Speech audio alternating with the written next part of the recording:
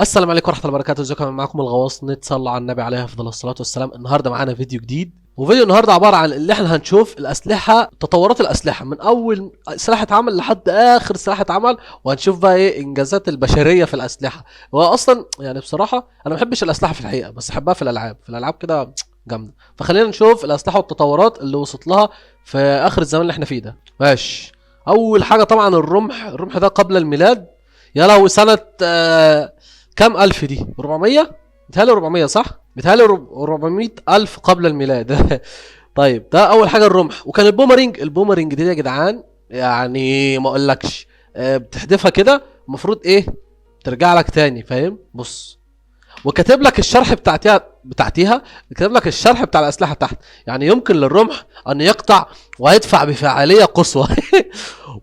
والبومرينج عندما يتم رميها بشكل صحيح يمكن أن تكون ذراع الرافعة سلاحا فتاك. يعني ايه؟ مش عارف. والاقواس بقى والاسهم، يعني السهم مميت مثل الرصاصة. انا ما اعرف السهم مميت مثل الرصاصة. بعد كده الخناجر المصممة للطعن. خناجر معروفة، الخناجر بتاعت الاساسن والقتالين اللي هم اللي اسمهم ايه، القاتلين المأجورين، او اللي هم بمعنى صح قاتل مأجور، اللي هو بيجي من وراك كده ويذبحك زي بتوع النينجا. بص، والسيف طبعا الناس كلها عارفة السيف طبعا. المقلاع ده ساعة الحروب بيعملوه ده عشان هو تقيل اصلا. والمدافع، المدافع دي، بص المدافع اليوم اكثر كفاءة وفتكا واكثر دقة. يعني في على فكرة مدافع اليومين دول، بس اعتقد احسن من دي بكتير المدافع اليدوية. البارود بقى ايه ده؟ امال المدافع يا جدعان زمان كانت بتضرب بايه؟ كانت بتضرب ببارود. اعتقد هو جاب دي قبل دي، المفروض البارود بعد كده المدافع، صح؟ لان اعتقد المدافع كانت بتضرب ببارود، ولا ماشي. بعد كده القوس الطويل. ايه ده؟ هو في كذا قوس. استخدم الانجليزيه في العصور الوسطى اقواسهم الطويله للتاثير مميت تماما كما هو الحال مع المغول واقواسهم المركبه. طبعا اوعى تنسى اهم حاجه، ده السلاح ده قوي جدا يا جدعان. السلاح ده يخليك تغلب اي حد. ان انت تشترك في القناه، لازم تشترك في القناه. ماشي. طيب وايه ده؟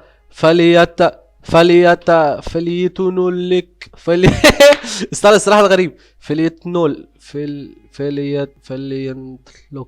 فلينتلوك اللي هو ايه ده؟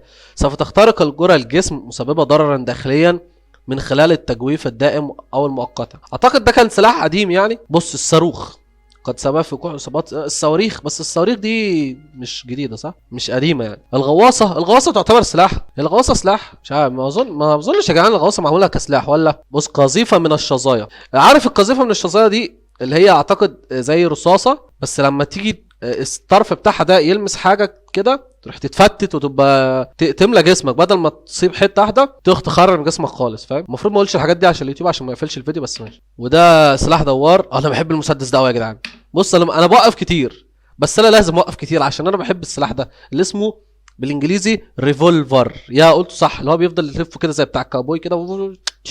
هو ده بحبه. هو ده المناطق الآلية دي يا جدعان. احنا بندقية جيتلينجن دي بتاعت جي تي ايه، تمسكها بتاعت جاتا حتى، دي تخش في الناس كلها. بعملها انا الحركة دي. سفن حربية ماشي، بس هي اصلا السفن عامة مش سلاح، بس دي سفن حربية، فاهم؟ مدفع رشاش آلي اعتقد ده. ايه ده؟ المفروض الجيتلينجن احسن ولا؟ اوعى. بص السلاح ده يا جدعان جامد، لازم تعمل لايك. انزل دلوقتي تعمل لايك عشان ده سلاح فتاك. طب استنى، اعتقد ان دي فيديو للاسلحه المتطوره. اللي جاب الستره الواقيه من الرصاص. يعني ما اظنش ان ده سلاح، ده اعتقد اشبه بدرع او حاجه تحميك. كاتم صوت. والدبابات، الدبابات يا جدعان اسلحه على فكره صعبه جدا، لان دبابه واحده فعليا ممكن تدمر مدينه ومحدش يعرف يعمل لها حاجه، فاهم؟ القنبله الذريه اعتقد ان ده النووي، ولا الذريه دي اختبرنا قنبله نيوكليكس يمكن الراس الحربي واحد اقوى. دي الهيدروجينيه دي هي اعتقد النووي، ان هي دي اللي اتضربت على هيروشيما. ايه ده؟ احنا عندنا بندقيه الاشعه دي ينتج شعاع ضيقا من الموجات الدقيقه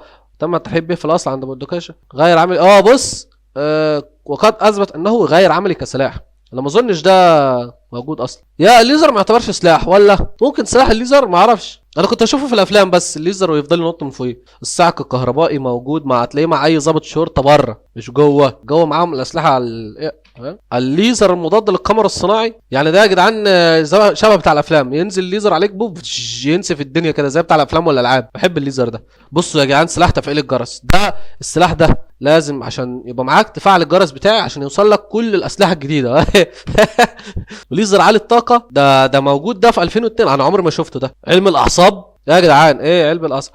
لتطوير الجنود. الحاجات دي موجوده بجد. الالغاء ده سلاح.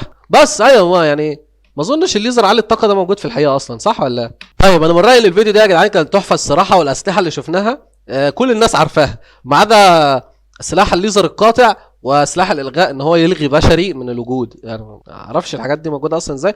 بس المهم ان احنا وصلنا لنهايه الفيديو الحمد لله. تنسوش تعملوا لايك وشير وسبسكرايب، واكتبوا لي يا جدعان تحت في الكومنتات انتوا عايزين تعملوا ايه. طيب وبكده يا جدعان نكون وصلنا لنهايه الفيديو. تنسوش تعملوا لايك وشير وسبسكرايب، وتقولوا لي تحت في الكومنتات عايزين نعمل الفيديو الجاي ايه، لان انا فعليا ساعات بقف كده بتنح مش عارف الفيديو الجاي هعمل فيه ايه. تمام، فكان معاكم الغواص نت، واشوفكم في فيديو جديد، وصلوا على النبي وسلام.